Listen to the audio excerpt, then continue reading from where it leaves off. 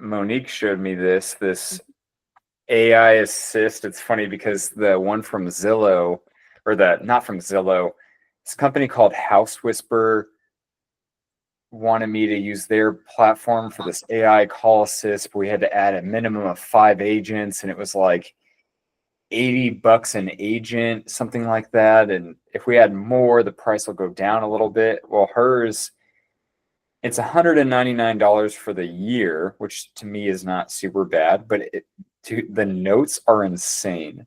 So it takes these notes and assigns like to-do items. You could always connect it with like your calendar or something, or like if you have, like I use this task board because Gmail has a task board feature. Yeah. And I could have it automatic, like I could click a button, say, assign those to-do items on the task board. Sweet. So give me a little context. Is that over a phone call, or is that using? Yeah, sorry. So it's like if you're in a meeting, can you use that too? Yeah, so I haven't figured that out, but yes, I could click a record, and so that it records our conversation. So like Monique and I were on a call. Maybe this was just what we'll make the video about. It's called M1, and it's like a chat bubble with a picture of a black phone on it. It's an app you have to download. You do have to use Apple Pay, so set up whatever card you want as the default for Apple Pay. That was annoying. I wanted to use a business card, so I had to switch it and then switch it back over. But anyway, it does. So Monique and I were on a call, and then her son walked in, and so she had it recording though. And when we were finished, she goes, "See, look at this. I ended it, and it says to-do items. Send gas money to her son. Make sure to create blog posts to send to Layla at Purpose Home Lending, and include Cameron on the email." And and it does notes, so it took all the notes. Well, I just had a call with Charlie, and it did all the notes, like what it is that we discussed. Breaks it down into a summary. Oh yeah, into a really brief summary. And so I love it. If you ever, like, if you wanted to, you could use, see, that was the thing with the House Whisper, is they said, well, it can connect with Lofty. Well, with this, you could connect it with Lofty too. You could even just email it to yourself, and so that it's $199 per person for a year. Yeah, no, this is for any industry. What you would want to do is, when you're creating it, it asks for your website, and so you'll put in I would put in your personal, like, nateaugustine.visionforwardrealtyinc.com, and it learns what type of industry you're in. Oh, okay. Yeah, I like that, dude. I definitely need that. Yeah, it does have a reception feature. I haven't tested that. Also, Charlie called me, and I couldn't hear anything he was saying, but he could hear me. And so I don't know if that was an issue. I'll have to test. I'm sure it'll get better with time too. Things. This is something that's for like anyone. Like it'd be perfect for a listing presentation. Like, you sit down and you just have it on record. Yeah, absolutely. And then, like, hey, tell me about your property details. Tell me about the HVAC. What year was that? What year was the solar? When did you resurface the pool? Yeah, actually, yeah. Like, oh, okay, well, you have a question about this. Okay, let me dig deeper into that. If it hears you say, let me look into that, it'll add it to your to-do list. That's the thing. I dropped the ball on a couple, like, especially you, Nate. At some point, we'll have you start doing interviews with, real estate agents, which you should be getting a call from Davina, I think. She's in like Temecula area. Yeah. But I think she pretty much joined. She's going to be great. But yeah, it's like I totally forgot that I said I would send her something. And then I had a call with someone else, forgot that I was going to send them something. And so I could even, like, if you want Riley to do some tasks, you could have it just send her and say, hey, can you do the to-do items that says for me on here? Or share it with Chanel and say, here's my notes from that call. Like, let's work on these things. I mean, perfect. Yeah, dude. I'm all for that. Actually, yeah. It wasn't even 2 days ago. I was thinking of like it's, what do you call those? Transcriptionists, like a little AI transcriptionist, like handhold. So when you're at a property, you could boom, boom, boom, boom, boom, rather than write it down, have it summarize it and have it there for when you list, 8 weeks from now, you forget all that stuff. Oh yeah. Well, yeah. And for the listing appointment, I tell people bring the biggest notepad. Someone taught me this, and it was funny because I had already been doing it. Um, and just it just had came, but it was a great idea. Is when you take those listing appointments, make sure you're pen in hand writing down like everything that I'll show you what it looks like, the aftermath. no, yeah, like I would Let me record let it, me and that show you way some. it just sends you the notes. But I have this big notepad so that it makes it look like they love it. They make it look like I'm writing it down. What's this? So we're going live with a listing today, but this is from our listing appointment that was 6 months ago or a year ago. Oh, gotcha. Okay. These are the property details, but I had to go back and ask for a lot of these because it was so long ago, you know. Yeah.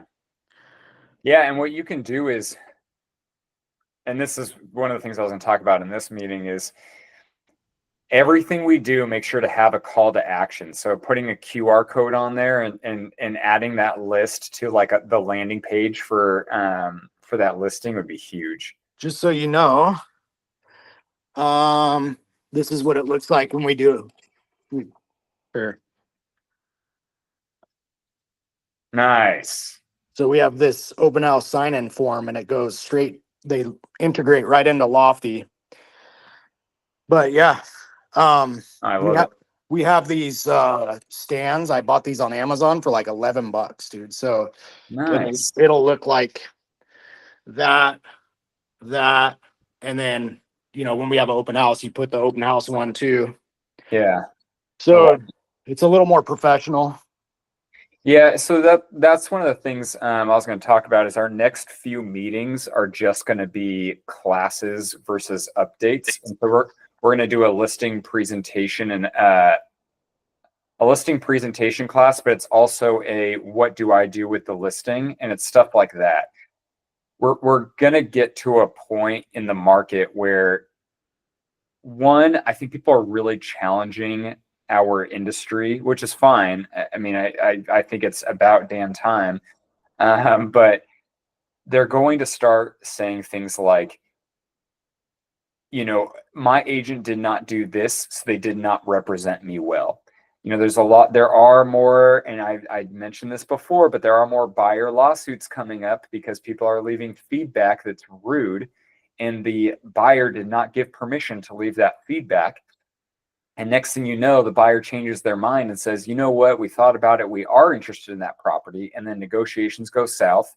But then somehow the buyer and seller meet each other and they find out that the agent left a really bad feedback. And that's why they were just frustrated and or annoyed with them and didn't want to work with them because they thought the house was a piece of crap because that's what the agent put in the feedback. And so they end up suing their agent for a breach of fiduciary responsibility. Like I'm not of the mindset that people should be suing everyone, but at the same time, you start to hear things where you feel like that is the whole point of me having an agent. If anyone's watching these recordings on YouTube and think, hey, I, why should I have an agent? What is the purpose of an agent? Are they just to open the door? That shouldn't be one.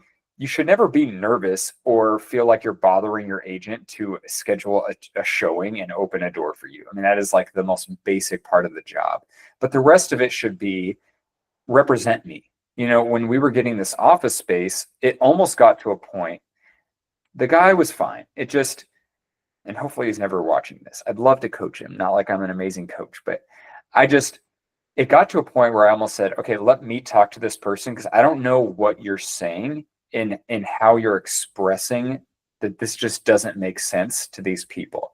And so that's what people need to understand is how are you going to represent me? And that's what we're going to have to start to really prove and show people. And I think having buyer presentations, whether it's at your first showing or someone says, I'm interested in buying, you don't just say, well, let me send you some houses. Let's grab some coffee because I want to talk to you about some things.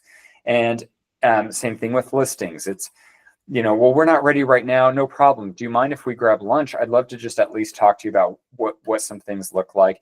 We don't even have to talk about, that, just so you understand what it looks like to have representation. And we have to start talking about this kind of stuff, that everything I say and I do will affect my ability to negotiate with an agent on the other side. And I just want you to feel comfortable and confident that how I represent you, I'm very meticulous and I'm very calm, cool, collected, because it can really affect our ability to negotiate. From simple things down to, we write an offer, they say we have no offers in hand.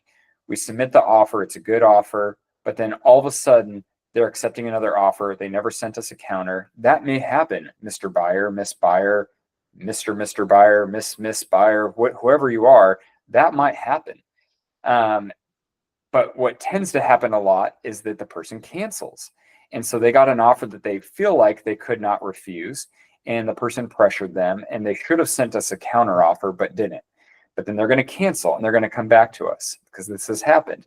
I'm going to come back to them. And the way I choose to use my tone of voice, not frustrated, just, oh man, I don't know. My client has been seeing a lot of other houses and I just don't know. Like, that was very unexpected of your client to do that to us. And so I don't know if I'm going to be able to get them around. I use that tone of voice, buyers, because I want them to feel like that was not okay, but that I'm going to have to really sway you back over. So I'm setting the stage in my ability to negotiate. Same thing with listings. I am going to have, and this is why we're going to start doing these classes, is everything from start to finish is going to have to be perfect. To be not like people have to be perfect. It's transactions will not be perfect. You will make mistakes, but it's the little things. You have an open house sign that's falling apart and the seller drives by and sees that, boom, they're going to think you're not representing them well. If you don't have a flyer on good quality paper, we get people all the time who call, who want to work here. Usually, and I hate to say it, but usually they're older and they say, well, do you have a printer I get to use in the office? And I always roll my eyes. Go to FedEx. Their paper quality for the cost, if we were to try to print at that quality, would be like double the cost. I'm not kidding. And you're a business owner, you're an independent contractor, go buy your own bleeping paper. But really, honestly, go to FedEx or Office Depot. That quality, it's not that. It's like my neighborhood. We have this young lady that she is doing a great job passing out flyers, except the paper quality sucks. And my neighbors comment about it. If the paper quality is good, it's not that they say, oh my gosh, look how amazing this paper is. No, it's that they don't say anything, but they will notice it if it's crappy. So same thing, your for sale signs, make sure it's good. I think that no one should be putting flyers in flyer boxes. Everyone, and personally, I think you should use our list reports. I'll even make it for you, which Nate, I got to do that for you. A sign writer that has a text code or a QR code, because I want to know who is wanting information about this house. If they take a flyer for the flyer box, I can't contact them. What if we're thinking about doing a price reduction? What if we're thinking about offering a credit? What if we're going to offer a credit to help reduce their mortgage insurance? Because that's something that sometimes I'm learning we can offer, which is very specific from house to house. So please ask me about it and I can always look to see, but there is apparently a way you can use a seller credit so that the buyer doesn't have mortgage insurance. It's not all the time because the cost of it can be too high. But that can bring in a lot of potential buyers for your listings. But if someone took a flyer for the flyer box, I don't know. And so I want that QR code. I want that text code. Then I have their information and I can contact them. Same thing when people come through an open house. I want to make sure I'm doing everything I can to get them to put in their information. Things like, and this is what you're going to have to tell the seller, I use a QR code so that they sign in.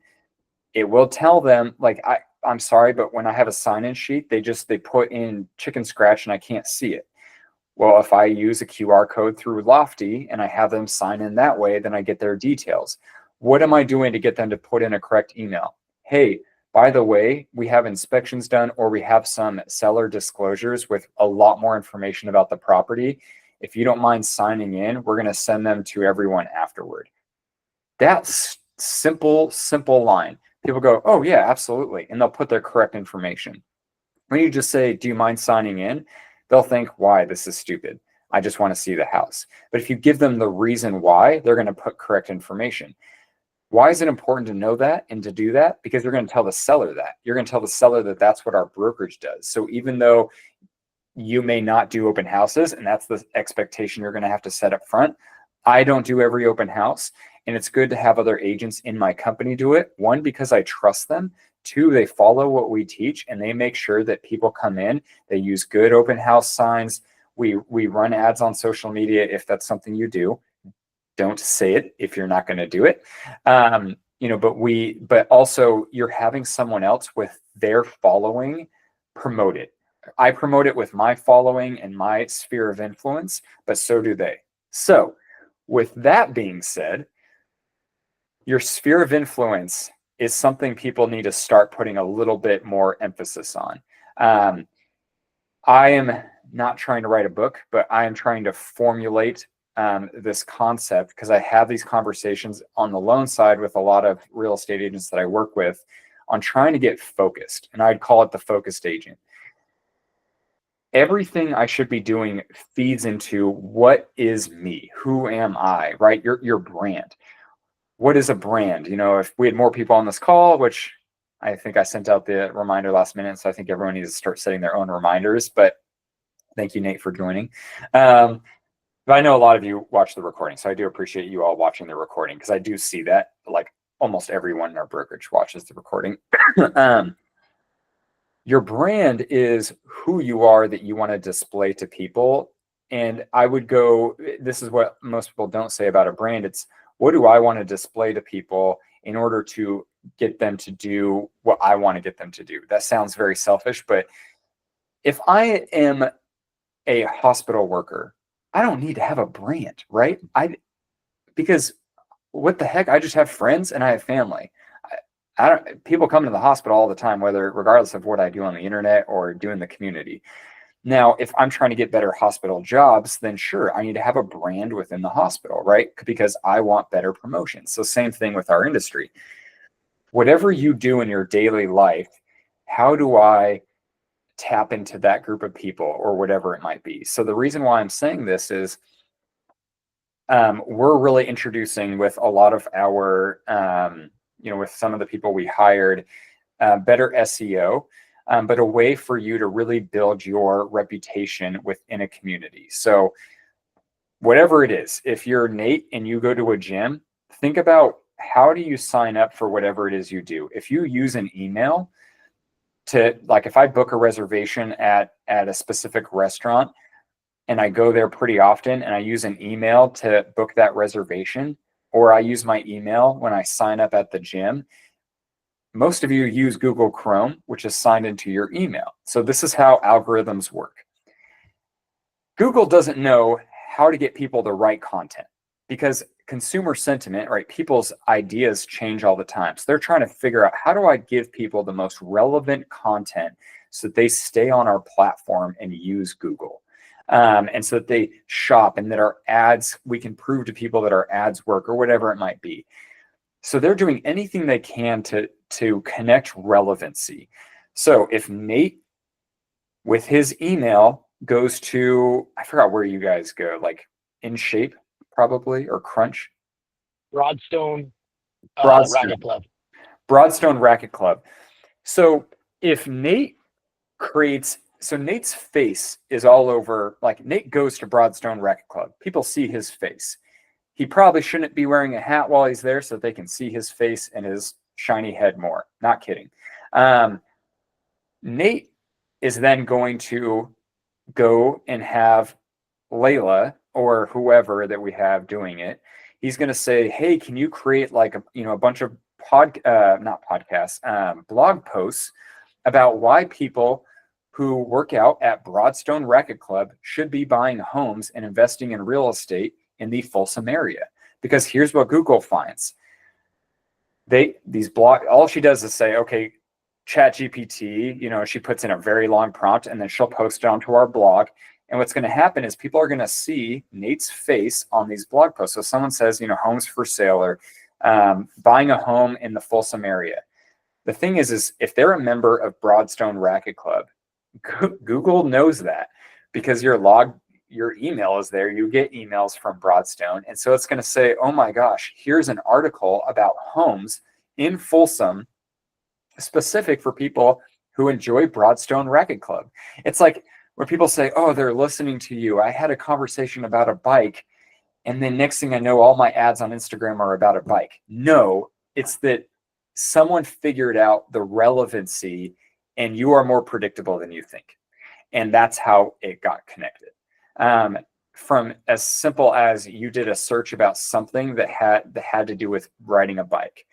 The reason why I say that is we're not trying to become these amazing Google SEO people. It's that we're trying to emphasize what you are already doing in your regular life to help you build a sphere of influence. The next thing I'd say is the reason why it's important to build that sphere of influence is when you can start to go to a seller and say, look at the sphere of influence I have. Nate can go to a seller and say, the number one person who could afford to buy this house in this area are hospital workers because they make up the majority of the jobs that fit this income bracket in order to qualify to buy a house. Working with me is going to be the biggest benefit because I work in the hospital industry. I have a brand about, I forgot what the term you use, but I have 2,600 connected healthcare workers on my LinkedIn. So that is my branding. That's my niche. Yeah. Hey sellers, this is where it's valuable to work with me. My sphere of influence, so at this price range, imagine let's say it's a $700,000 home, someone putting 10% or 20% down, just that, in order to buy this property with principal, interest, taxes, and insurance, they would have to make roughly this. The number one job and companies that offer that type of salary that have the most employees in our area, which this is probably true for pretty much any area in our greater Sacramento area, is hospital workers. They're like the number one employer for most price range homes. Not like any of you who's not in the hospital industry, you can call me and I'll figure out what brand you can have, right? There's a lot of you who are Spanish speaking that you could have so much impact with that. But that's what you would say is you could say, and Nate has put emphasis, right? You've connected with a lot of people on LinkedIn and put time into that, right? Oh yeah, I spent a lot of time making comments. It's especially important to like and comment on as many things as you can because it keeps you relevant. It's like another algorithm, right? So like I'll congratulate people on their work anniversaries. And then what I'll find is like a day or two later, you can see that they viewed your profile. So they're like, how do I know this person? And then they go in, they're like, oh, he's a physical therapist. He works at Mercy San Juan. Oh, he's a realtor too. Oh, that's cool. And they scan all your posts and maybe you'll get a like or even a comment. So it's pretty cool. Yeah. And I mean, here's my thing is so many people will, real estate agents, loan officers, whoever in any industry, will try social media. They'll put a lot of effort into it. They'll schedule a ton of posts and then they'll stop because they didn't get any results. You got to focus on what do you want out of it. Now, if you're like Chase Chow, he has put a lot of emphasis into the algorithm, into perfecting his videos, and that is his thing. And he was patient enough to see the results. Everyone else, if that's not going to be your focus, then does that mean you don't do it? No, because it still can have another impact. One, it can foster relationships. So if I'm someone that says, I want to build relationships within my gym community, like I play pool, billiards. I talk to a lot of my neighbors. I have kids that I could take to certain areas and do fun things where I can tap into the like parks, whatever it might be. And then I like to go out to eat. So I could tap into all those groups. Well, how can I get more of those people who are interested in those things connected with me on social media? I follow what they follow, and then I add them on social media. Now I schedule 2 or 3 posts a month that's real estate related. At least it reminds them who I am and that I'm an agent. And then next, what's going to be my brand? I'm the single dad with the two super cute kids. I don't know, something like that. But that's what you can start to do. Now, what you're going to ask yourself, well, will my brand just get me leads? No, we have to make more focus. How do I start to build relationships with people in that sphere? Or if I'm doing a neighborhood, how do I build more relationships within people in that neighborhood? Or if I'm working social media, it's stuff like that. But you can still build a following. LinkedIn's really easy to do, and Facebook's really easy to do. Instagram, yes or no, but here's the thing is it's easy to be able to say, hey, seller, this is what I do. Nate, or not Nate, like Nate just showed, I want people to walk in and see professionalism. When I print any paper flyer, it is nice paper that feels like good quality in their hands. If I give them a crappy piece of paper, they're going to feel crappy quality. That's what our brokerage teaches. And when people do open houses, that's what we have them print if they're going to print. If not, it's always call to action. So it's always a QR code they can scan, a text code to send in, so that we have their information and can send and follow up with them. Like if you decide you're going to fix something, we're going to send that update. If there's a change in interest rates, so you haven't done anything, we're not dropping the price, we're not offering credits, but I hear in the news that rates dropped, I'm going to send all those people who took a look at this house, I'm going to talk to a loan officer, we're going to get a pricing scenario put together, and we're going to send them some good marketing material. This is what we have to do in order to show this kind of professionalism. It's the same thing when it comes to representing buyers. The reason I'm bringing a lot of this stuff up is we're about to see a big shift in the market. So we're about to see interest rates drop. Whether they do or not doesn't really matter, but we're going to see a lot more people moving. And you're going to see a lot more people starting to shop around as well, because the news is really starting to highlight some major lawsuits happening with Zillow, with the National Association of Realtors, with other big brokerages, Keller Williams, Compass, because not like they're doing things bad. It's just people are starting to challenge things people are doing. I mean, Zillow really, they put themselves in a bad situation, which is a whole nother conversation. But I think that you're going to see people start to shop and be more selective, because now they're hearing about it on the news. They're hearing about it on social media. They're hearing about bad experiences. It's even more important now to build relationships with people so that they know, and trust you and go to you instead. So with that being said as well, for those of you who get internet leads, and specifically probably realtor.com, if you are getting any of those leads, figure out, and I think a big point should be to ask, what prompted you to go to realtor.com and start browsing there? Like why are you moving? That's always the big question. Everyone should be asking a lot of very intentional questions when they talk to any client, because it's going to give you not manipulative pain points to push on, but yes, that. But also it will help you when they disappear, or when maybe they're getting cold feet about one house, and you can say, you're right. What you told me as to what you were looking for, I don't think this is the house. We should go and try to find this instead. And people will really respect you for that. But the other thing is, you can figure out that pain point that they may have is something that other people may have as well. And that could be a whole new clientele that you can advertise to. For example, Monique Lawson in Tennessee, she had a client come through on Zillow who said that they have 2 horses and they pay almost a whole mortgage payment to board them at this facility. And so they want property that's zoned for horses where they can just have their own horses and have the land, and that their horses are right there. They would actually go ride their horses more, take care of them more if it was just on their own land. I said, you know what? We should then create blog posts and maybe even social media content if you have time, but at least a blog post is easy to do about why people who can afford to pay for these facilities, why they should be buying properties. And we should create links online that call to that. Here's the great thing is she could create those we created those for her. As long as she just shared a few places and cities that she works in, because I'm going to say the same for all of you. Now, even if she doesn't get any buyers off of it, if she gets a listing, she can say, look at the content I've already established and the amount of likes and views I get from this content. This is how I'm going to advertise your property.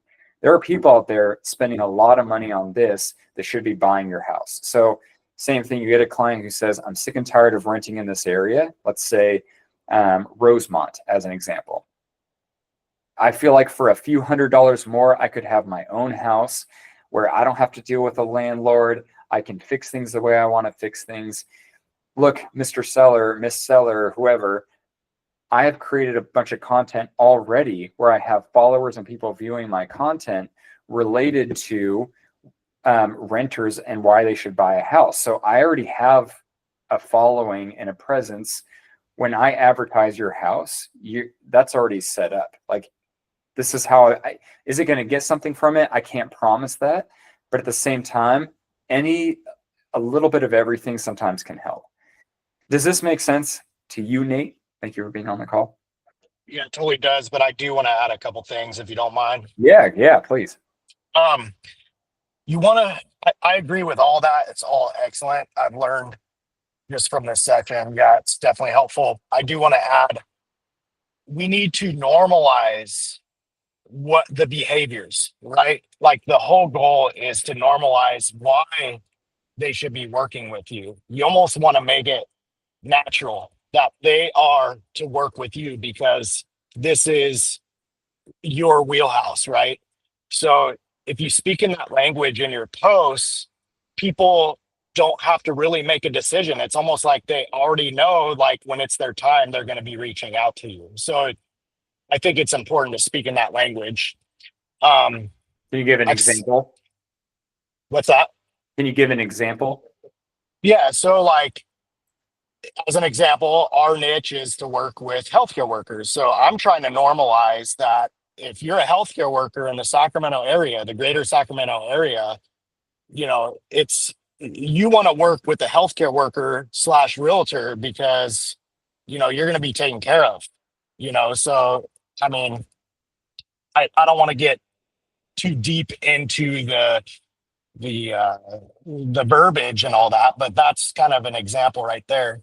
But also, I think it's also worth repeating myself. I brought this up in the past, like, hey, if you're going to go onto social media and you're going to post, do not spend any energy or emotion on if you get a like or a comment. Zero. Yeah. Because I'm telling you, you are reaching people. People go into Instagram, Facebook, LinkedIn, they see you. Okay. And just as an example, I was feeling kind of like frustrated, like, man, I'm putting a lot of time into this. Nobody says anything. I don't get any likes. But what happened was I started showing up in the hospital for a shift. And every floor I went to, people were like, oh man, you're killing it. Oh man, I love watching you and your wife grow. Hey, by the way, I need to list my house. It's too small. Can you help me list my house? And then so do not focus on the likes and comments. You are being seen. So with that being said,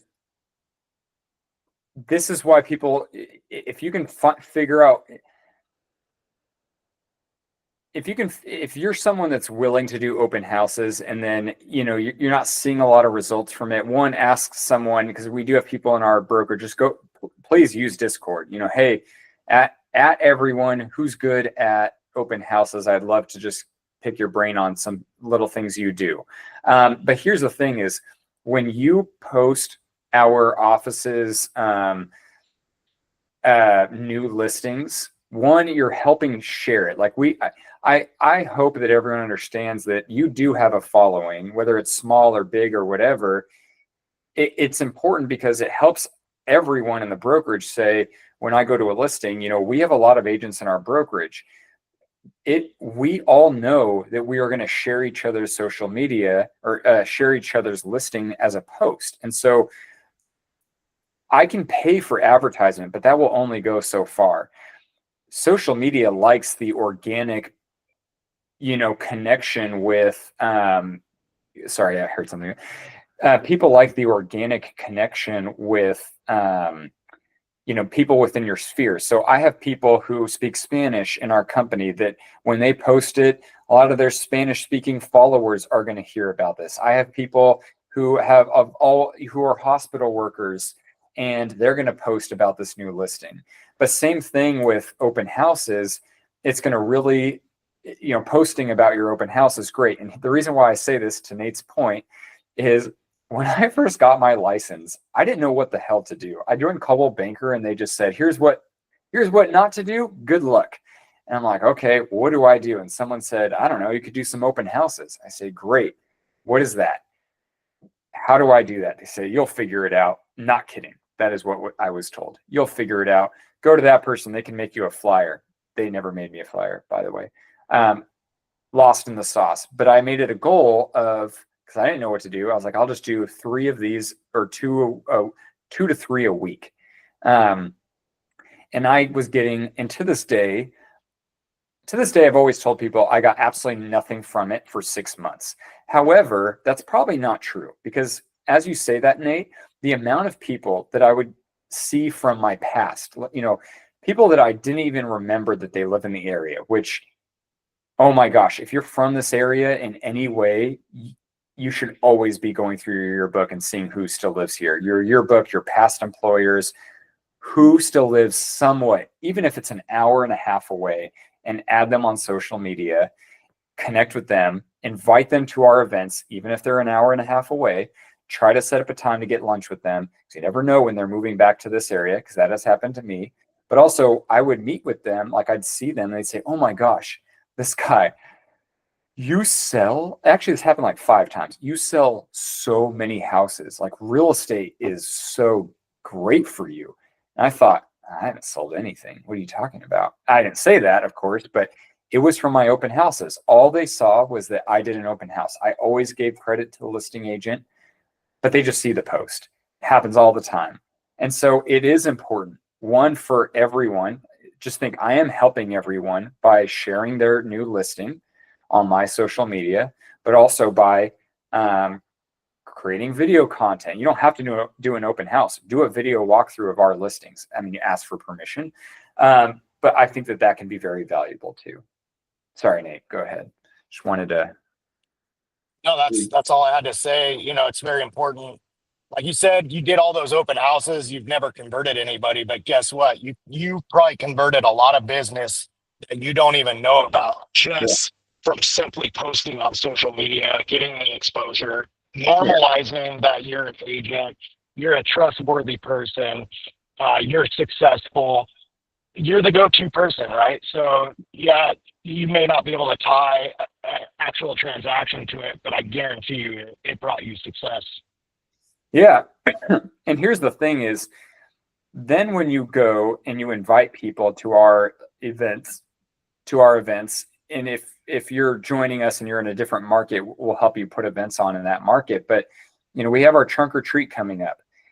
Whether you can make it or not, you should be inviting people to the trunk or treat. Whether the person is an hour and a half away and you don't think that they would drive, doesn't matter. It's that you're giving them something of value with no expectation of anything. And it's just another way of saying, hey, I'm an agent, use me. I remember I kept inviting these 2 couples, or I just was connected to the each one of the wives now they're wives, but I think they were boyfriend and girlfriend at the time, both of them. Maybe not, but I kept inviting them to all of our events. They both lived way out of our area, and I didn't know who they were, and they never came to any of our events. But I got a message one day, hey, we really want to buy. my boyfriend and I really want to buy. Can you talk with us? I love that your company just puts on these events. I feel like you really are involved in the community. It seems like you do really well, and we need good representation. Could we sit down and talk? So I say that because we can do as much as we can on our end. I'll put on the whole event. We'll get the food. We'll get the bartenders in here, the photographers, so that we can post on social media. We'll decorate the place for everyone. We created the Eventbrite. We created custom invite links for you all to invite your clients. If you have past clients in Lofty, we'll probably try to send out an email on your behalf. Sometimes I can't always figure that out with Lofty because it's a little tricky so that it comes from you. But please, if there's like anything you do, and just think, one sale in our area with our 90% commission split, where you make 90%, I mean, you're probably going to make $10,000. I know people on teams who have never seen a check over $6,000, which is wild to me because of their crazy splits. So just think what that could do for you going into the holiday season. But I would really make that your focus in the next month. If I'm wanting to build my sphere of influence, let me start there. If you, in whatever you do in your daily life out in the community, if you see some type of board with flyers on it, reach out to me. We'll make you a flyer for the trunk or treat and post it on that board, because we're going to put your mug, your picture right on that flyer because you go there all the time. And that's the whole point. It's just getting people to see and know you. And I'm telling you, the people I know that do really well, I mean, this is what the Tom Ferries teach, is just the brand, the reputation, the little bit of everything in a tactful way. But moving forward, all of these meetings for the next several, because we do these every other week. So please if you're watching this recording, please put it on your calendar. If you're watching this recording and you're not with us, but you want to join the meeting, please feel free to direct message me or email us at info@visionforwardrealty.com. And we'll send you an invite. I don't mind, but we're going to be doing classes, and so that one, we can organize some of our training, but the next one is going to be a listing presentation class, buyer presentation class, listing agreement, and what to ask for will be. So listing presentation class, couple weeks, buyer presentation class, couple weeks, purchase agreement class, couple weeks, listing agreement with contingencies on the sale, on them finding a replacement property, because that is a big one right now. And so we're going to do some contracts, but we're going to make it so that you know what to say and how to seem professional. And I think it'll be really helpful for everyone. So thank you, Nate, for joining. I'd like to volunteer to do a class on templates too. So all those, let's add it to those templates. Yeah, let's add it to the calendar. I'm gonna I'll reach out to you about that. All right. Sounds good. Have a good one. All right, you too. Bye.